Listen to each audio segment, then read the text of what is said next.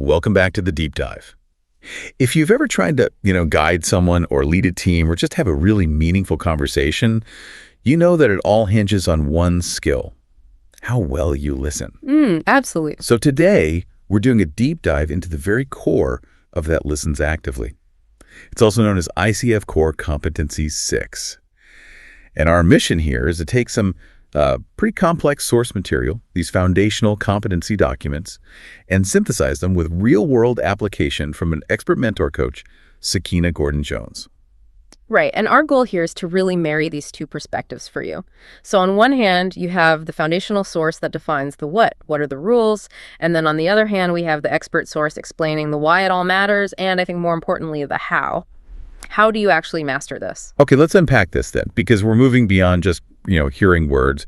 We're trying to understand why this competency is seen as the absolute foundation. What does it actually look like when someone has truly mastered this skill? Well, we have to start with the core definition, the official one. It says, listens actively is focusing on what the client is and is not saying, to fully understand what's being communicated in the context of their systems, and to support their self-expression. I think the biggest clue about the depth here is right in the name. I mean, if you look at how these standards have evolved, the old competency was a noun, active listening.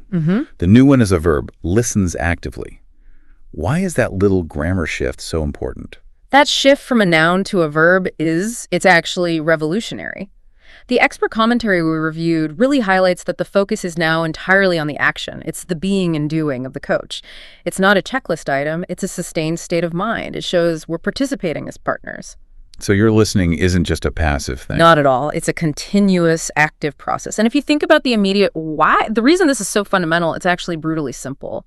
If we don't truly hear them, and I mean all the layers of what they're communicating, it's literally impossible to help them find clarity or move forward. Absolutely. And the expert perspective suggests the goal is almost revolutionary. It's that listens actively isn't just for the coach's sake. Mastery is when your actions help the client hear themselves better. Exactly. It's like a collaborative mirroring exercise. Designed to just exponentially increase their own self-awareness. That's it. Okay, so if this being and doing is the core, what specifically does the foundational standard require a coach to do? What are the non-negotiables? And that's where the foundational documents are so valuable. They lay out 6 key actions, and they really show how broad the scope of listening is. This isn't just about understanding words, it's about active synthesis. So what's at the top of the list? Well, the very first point insists the coach must consider the client's context, their identity, environment, experiences, values, beliefs. All of it. So you can't just listen to the words. You have to place those words into their specific worldview. Precisely. And you can't filter them through your own life experiences. That's a massive responsibility.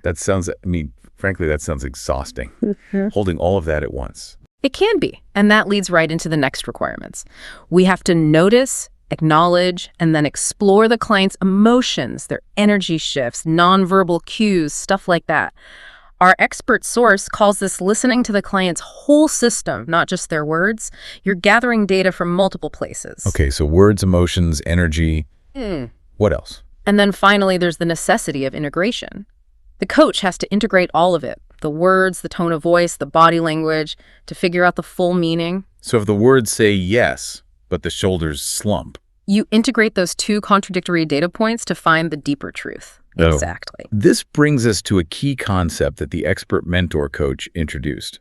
She said the desired state, the thing that pulls all of this together, is high attunement. Can you define that for us? Because this feels like where the how really comes into focus. Right. Attunement is the difference between a conversation that's just transactional and one that's truly transformational. Poor listening is tactical. You're just listening so you can figure out what to ask next to move things along. You're trying to solve the problem. You're one step ahead. You're one step ahead, exactly. But attunement means you are so present, so focused on the client that you're hearing nuances. You're making connections between something they said last week and what they're saying now. You're noticing what their body is telling you, even when their mouth isn't. So we're talking about listening to this whole system, verbal, physical, energy. Let's clarify a term the expert used. Visceral communication. What does that actually mean for someone listening who might not be a professional coach? That's a great question because it's often the hardest part to grasp. Visceral communication refers to the the intuitive or sensory input the coach receives. It might be a sudden tension the coach feels in their own body when a client mentions a certain topic, even if the client's tone is totally neutral. Well, Or it could be a gut feeling that a certain topic is being avoided. It's that unquantifiable energy shift in the room. so it's not data the client is actively giving you, it's data the client is generating, and you're just sensitive enough to pick it up. Precisely. And the key is you don't keep that to yourself. You use it. That attunement, that high sensitivity is what lets a coach listen empathetically from the client's perspective instead of filtering everything through their own bias. Okay, to make this really actionable for you, the learner, let's look at 3 specific scenarios the expert gave us that illustrate this in action. We'll look at noticing a contradiction, a silent cue, and then recognizing an unresolved pattern over time. Great.